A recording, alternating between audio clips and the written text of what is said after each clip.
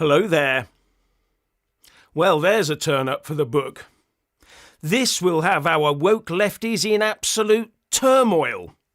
Trump has pulled it off and will, in January 2025, take up the mantle of being the 47th President of the United States of America, in one of the biggest ever political comebacks in history.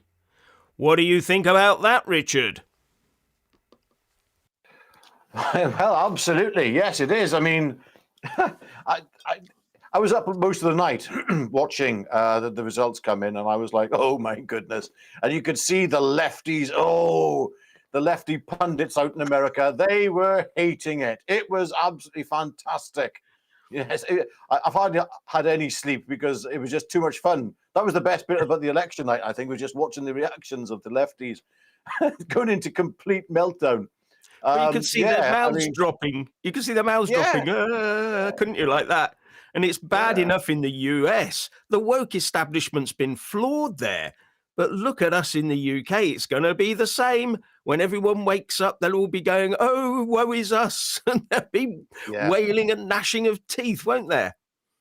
I enjoyed Emily Maitlis. You could see she was not happy at all. I mean, she got pulled off air, apparently. I'm just reading from the Daily Express. Now, I did see the little section where she called how the American people feel or felt about, or in her mind, how the American people felt about things that Donald Trump was saying. And she used the expression bat, you know.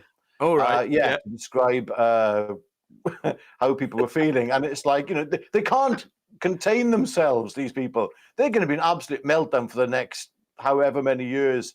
4 years. You know, that they, well, hopefully, we hope that's the case if they don't take him out in between now and then, because that's the real danger. Again, that hasn't gone away. Yes, it is. There's still going to be a lot of people out there who are going to want to have Donald Trump removed from this earth. Yeah. And I do fear that that could happen. They've tried twice already leading up to the election. Now that he's in, oh my goodness. I wouldn't be surprised if we didn't see some kind of, I don't know, storming of the White House even. Another January the 6th sort of episode. Oh, yeah. But from the other side, yes. Yeah, except I think everyone running towards the White House will have multicolored hair and, That's right, yeah. Drinking soy lattes and, with a craft beer. Yeah, that's right, yeah. And I love this, that we've made history tonight, declares Trump.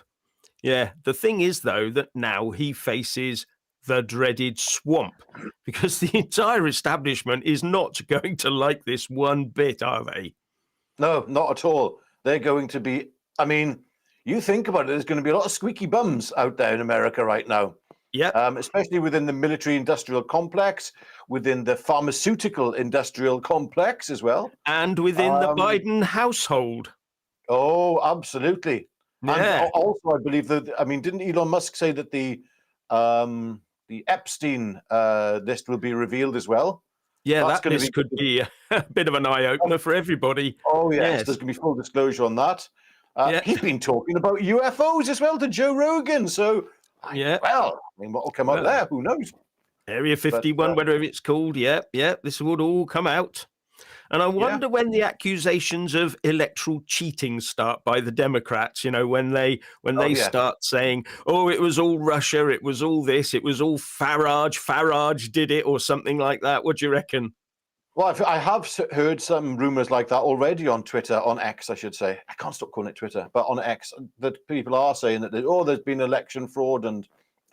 I think that the Democrats did their best at the election fraud, well, it all actually started with Hillary Clinton, didn't it? When she moaned about electoral fraud back in the day, and everyone's forgotten about that. They started it with all these claims. Trump just continued it. And wouldn't it be interesting? Well, it will be interesting when Trump self-pardons himself as the president of the United States. He has that power to let himself off of everything. That'll send the lefties even into more meltdown. Oh, I mean, the whole thing is absolutely fantastic. I tell you, it's not fantastic for, though, is Keir Starmer and David Lammy. I mean, what did he call? What did David Lammy call him? a neo-Nazi sympathizing sociopath. Yes. Now he's all red-faced and he's got to apologise, hasn't he? Or will he apologise? Or will he go there in his sort of normal, I'm not white, therefore I can demand anything I want? You know, this is just ridiculous. Yeah. And well, I mean, will Keir Starmer be saying, well, look, I am the son of a toolmaker, and Trump's just absolutely. Therefore, I'm a worker and I deserve every penny I get. Yeah. But you can't get a better example of working class than Keir Starmer. I mean, look at the way he's treated working class people, like pensioners and farmers. When I say working class people, a lot of people say, oh, they're not working class, they get subsidies, X, Y, Z. The supermarkets are smashing down their profit margins with their purchasing, with the profit margins for farmers, with their purchasing powers.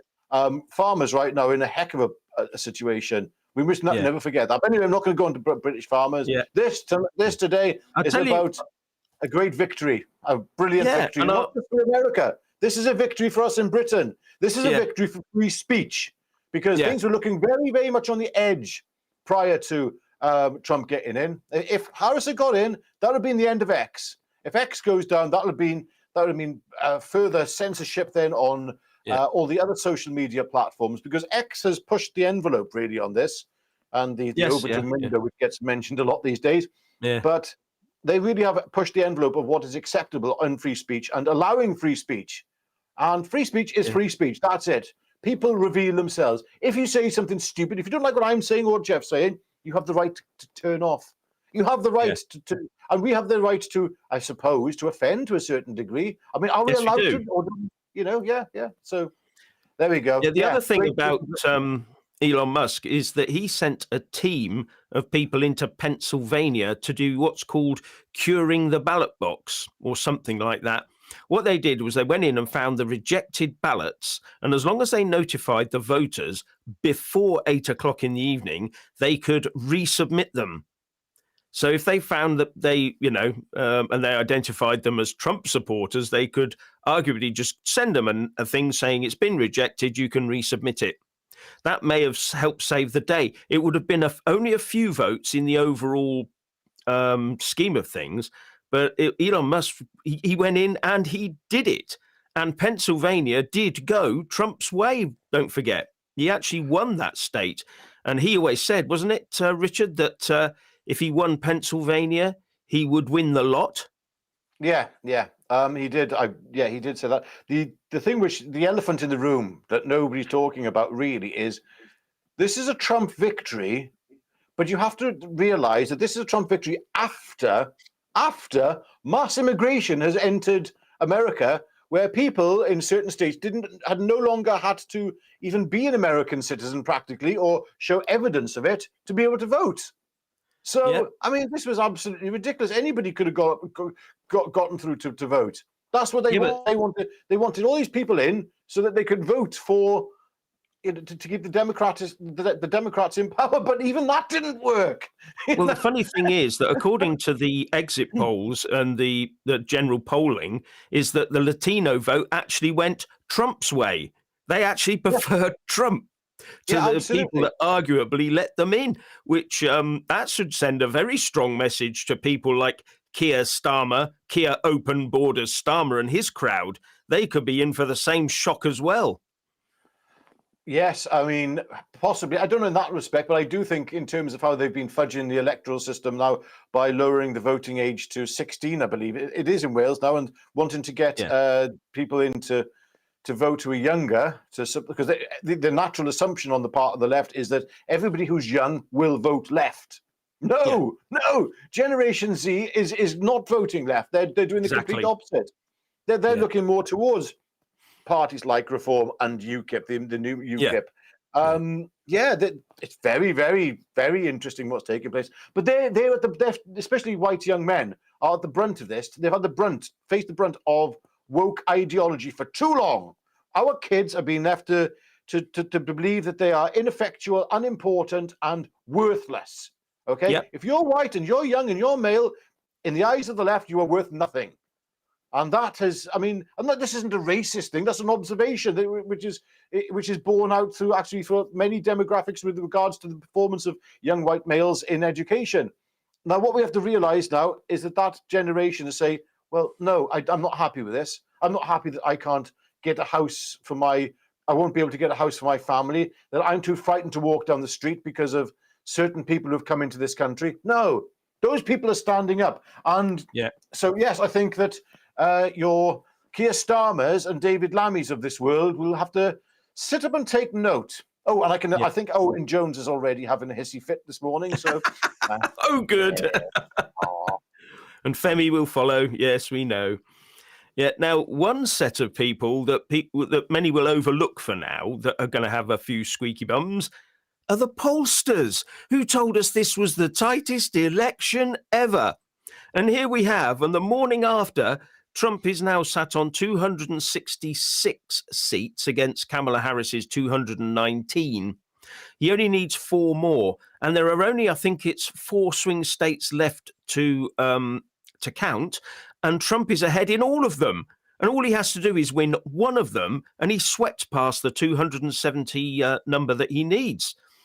So the pollsters should be sitting back and going, who have we been listening to? Who have we been polling? Why did it say it was so tight? Who's going to employ those people in future? Yeah. Who trusts pollsters anyway? I mean, we had this conversation yesterday. Now, Jeff was a little bit, you see, what you don't know, Jeff was thinking, oh, maybe Harris will get in. And you had a very good point on that one, because let's face it, after what they did last time with the voting, that was a distinct possibility. But it looks like, as you said, Musk stepped in to save the day, I think, on that one. Yeah. And we could have seen. Yeah, we could have indeed seen a Kamala Harris win, even though the American people might not have voted for that. We could have seen it. Exactly. This is the issue. Now, a really big point here is that the Republicans have also regained control of the Senate, the upper chamber in US politics. They've actually got the 51 seats they needed to break past the 50 point. And if they also get the House of Representatives, the lower chamber, they are in an extremely strong position. And right now, according to the results, Trump is closing in on winning the House of Representatives. It looks like he might just make it. Now, that would give the president, Republican, the House of Representatives, Republican, and the Senate would be Republican. All the power lies with Trump. The only thing that can stop him is not the politicians, is the swamp, the blob, the establishment that will work hard against him. But the thing that the Americans have that we don't is that they can bring into their politics a lot of their own people. The top civil servants effectively become Republicans. And that way, they can actually drive through a lot more change than we could drive through here. Yeah. And a lot of people are talking about this is just a one-term presidency because he can never run again. He's had his 2 terms. That means he's a lame duck president.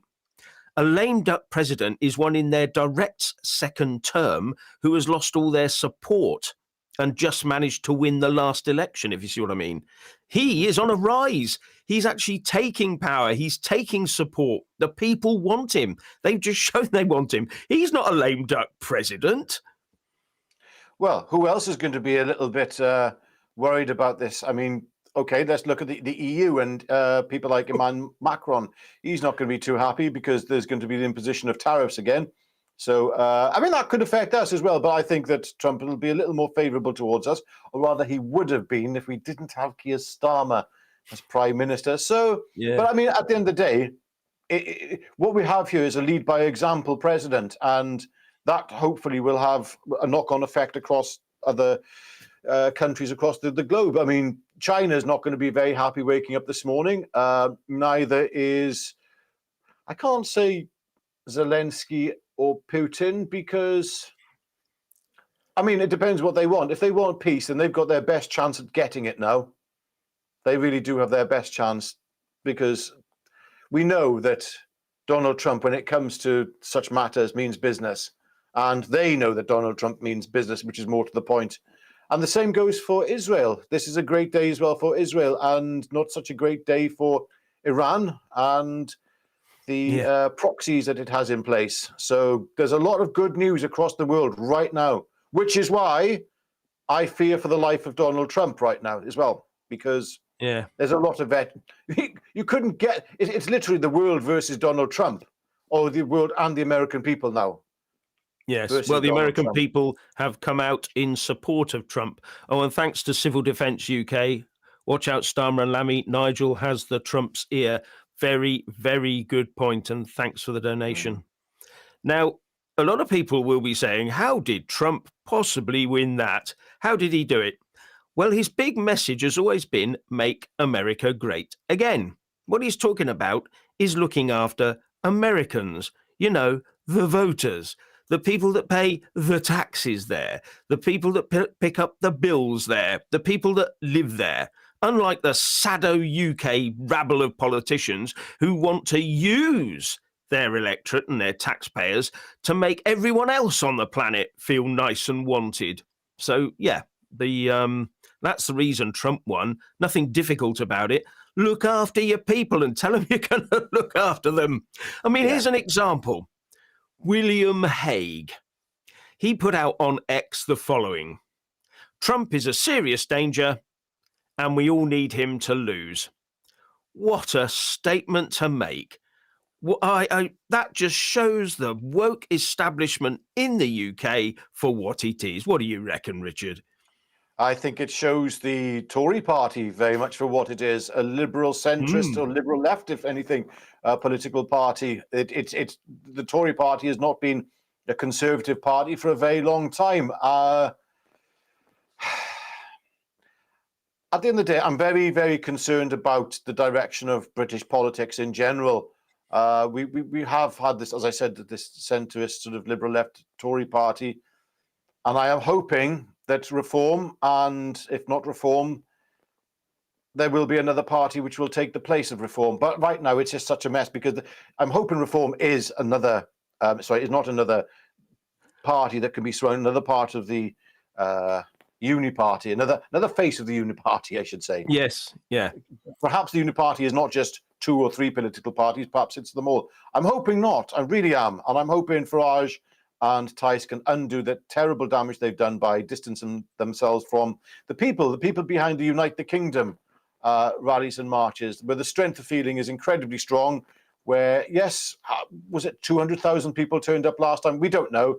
But put it like this, for every person who turned up, another 10 to 20 probably were at home. So watching the whole thing, we have to realize that this support is very, very strong for the right, a new right. People want a right. It's not about, I don't even know if they want a right. They just don't want this woke idiocy. Yes. Labour never used to be like this even. You go back to the 1970s. I think it was Tony Benn, believe it or not, in the 1960s. I think it was Tony Benn who had Radio Caroline removed, and because it was too, we can't have that sort of thing going on. This was Tony Benn.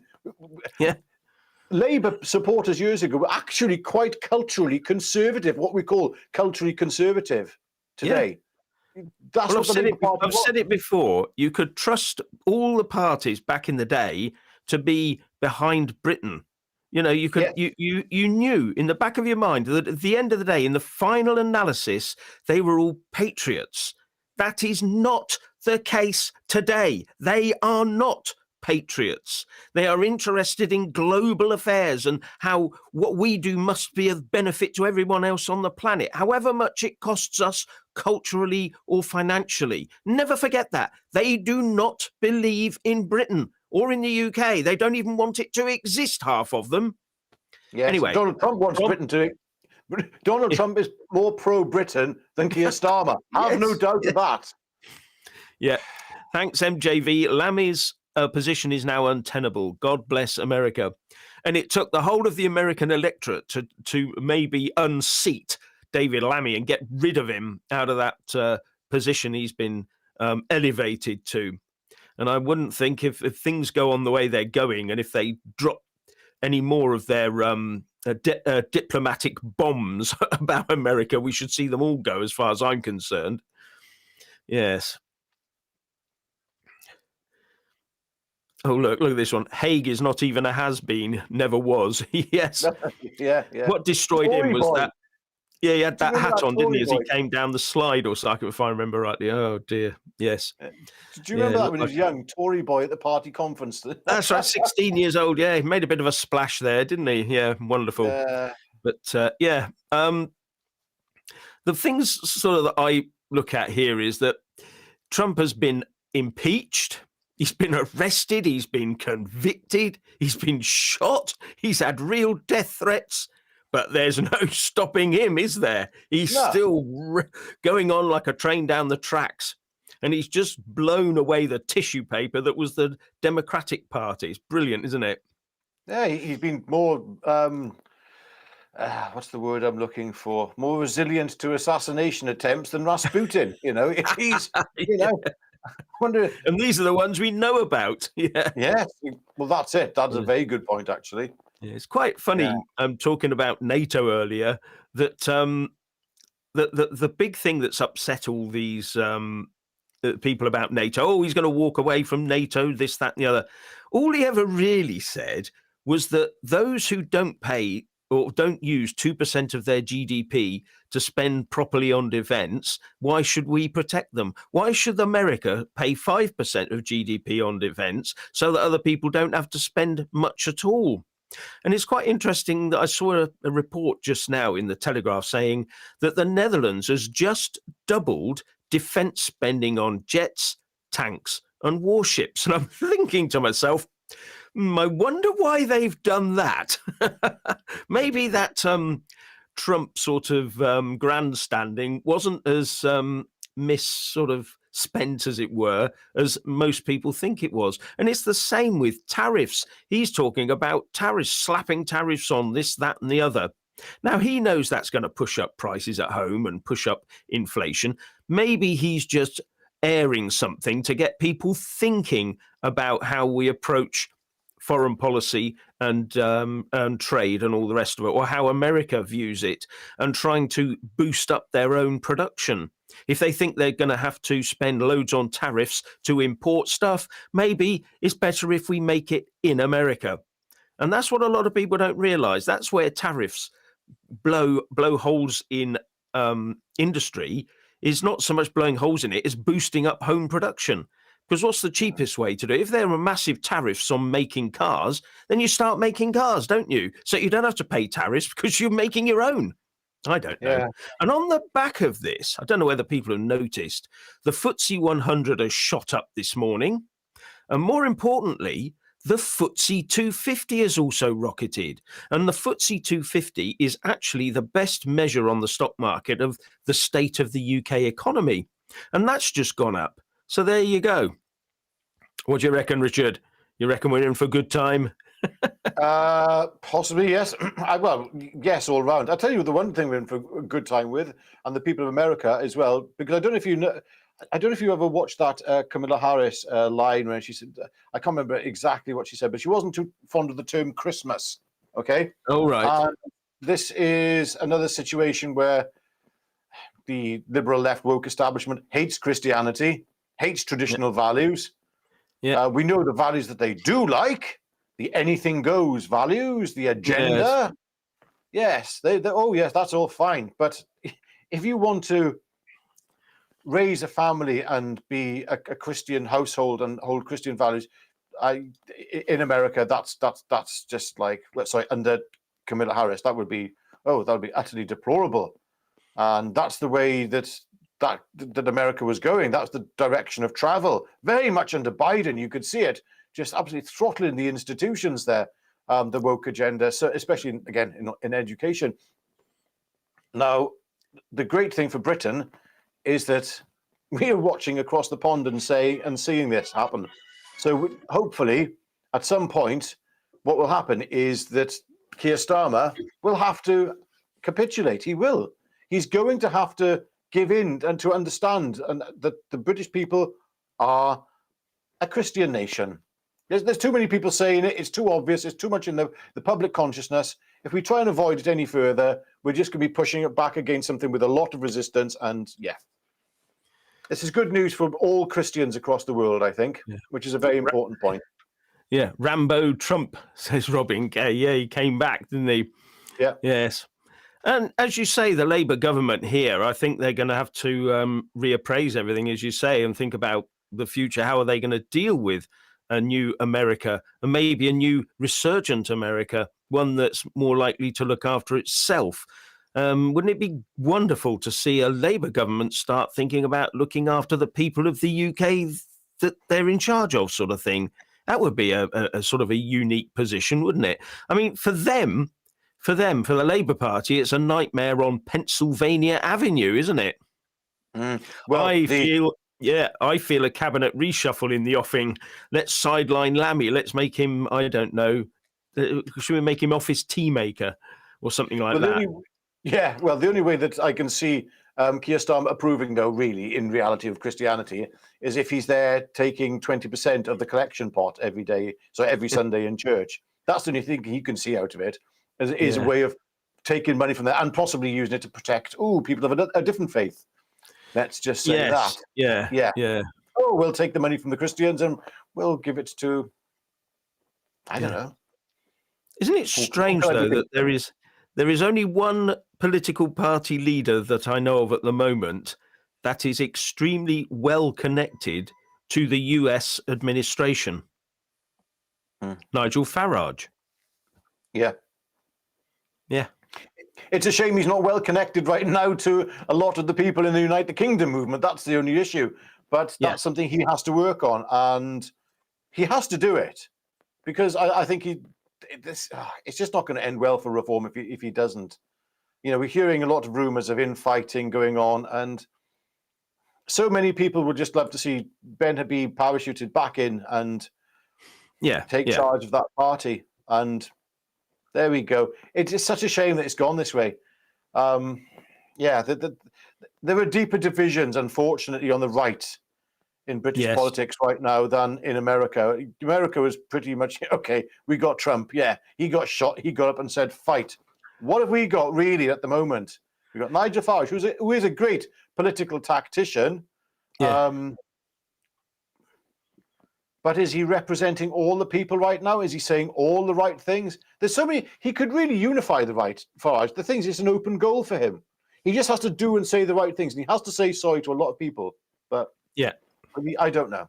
It's in his court. The ball's in his court.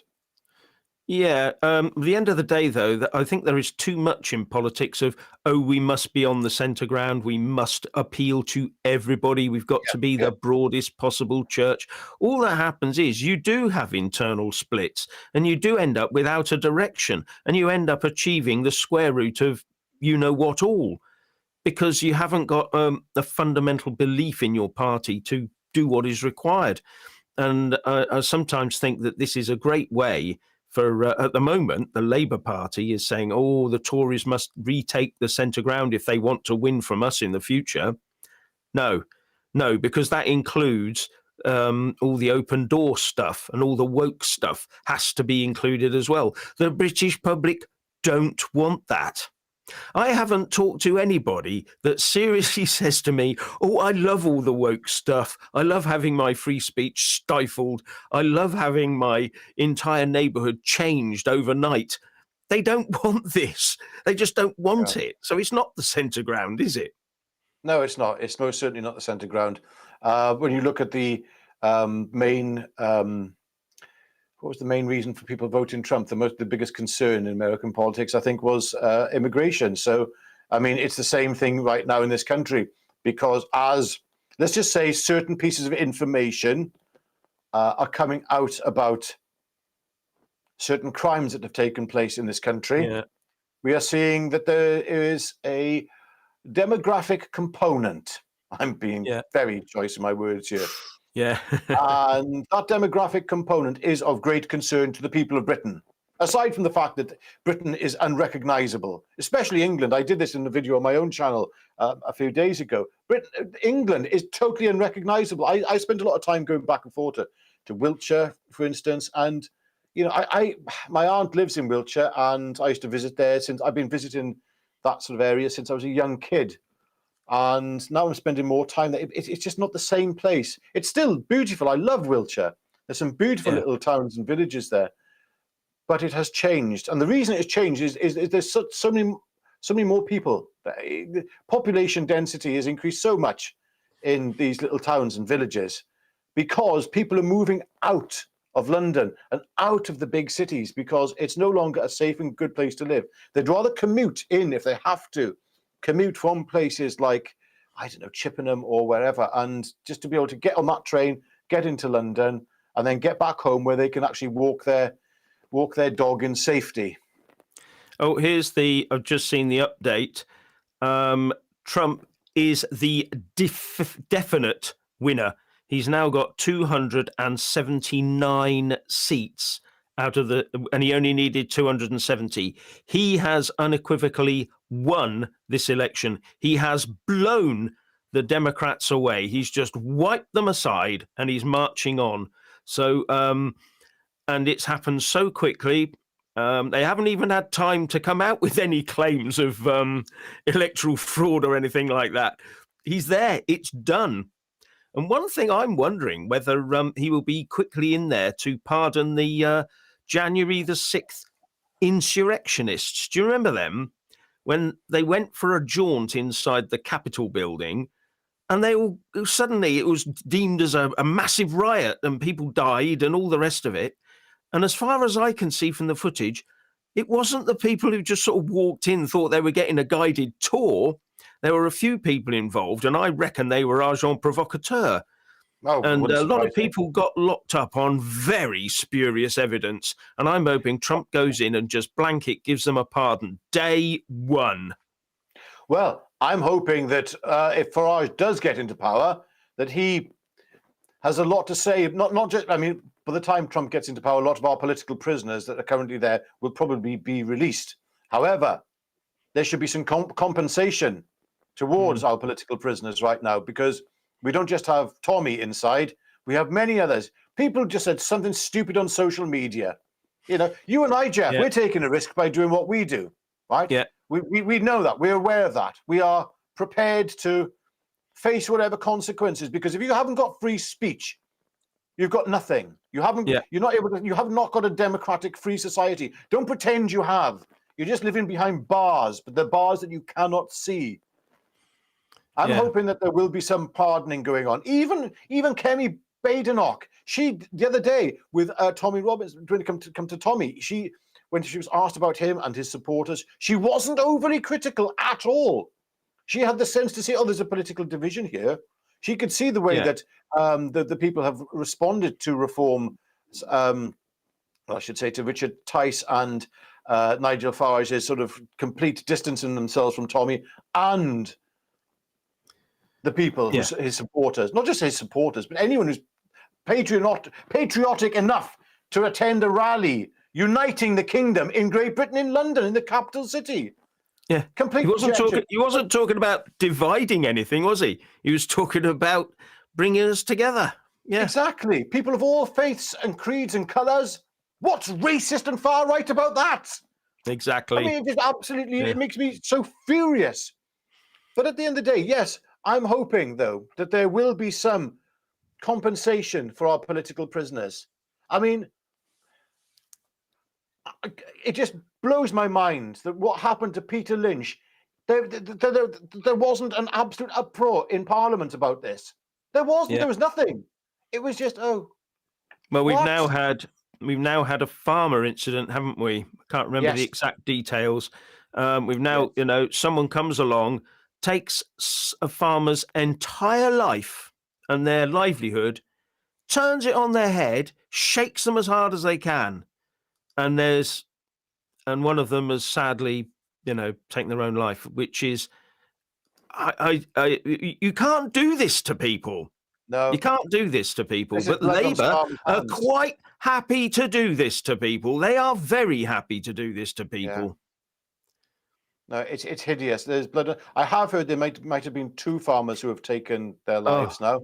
Right. I don't know if that's true. Yeah.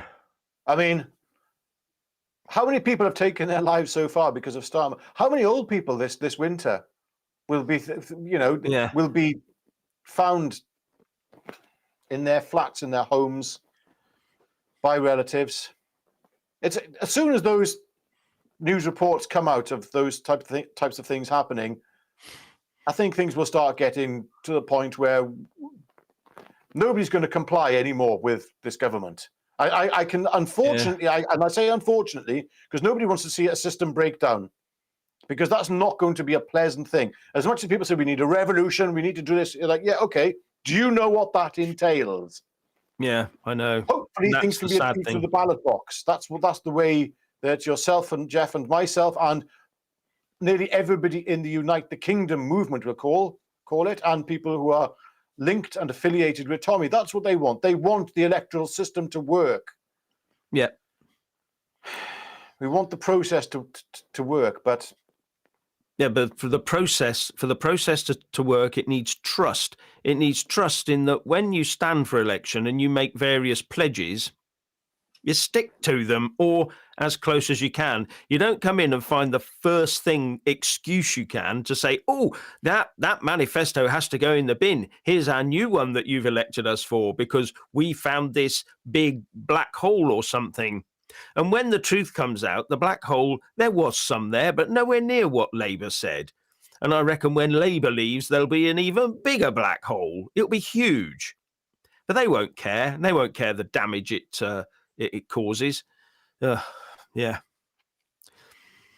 Anyway, I think I've run out of things to say other than fantastic news for America, absolutely. Fantastic news for Donald Trump. And I'm hoping that he goes from strength to strength and that the US goes from strength to strength. Because what it'll prove is look after yourself, look after your own country. Start thinking internally about food security, energy security, financial security. The one thing that really does worry me at the moment is that there are stories of a $1 trillion, not a black hole, but one of these financial instruments is on the verge of blowing up, and it could bring the whole lot down because the city, after, when I say the city, I mean the financial services across the planet have been doing exactly what they did before the credit crunch in 2008. They've now got back to doing it that way.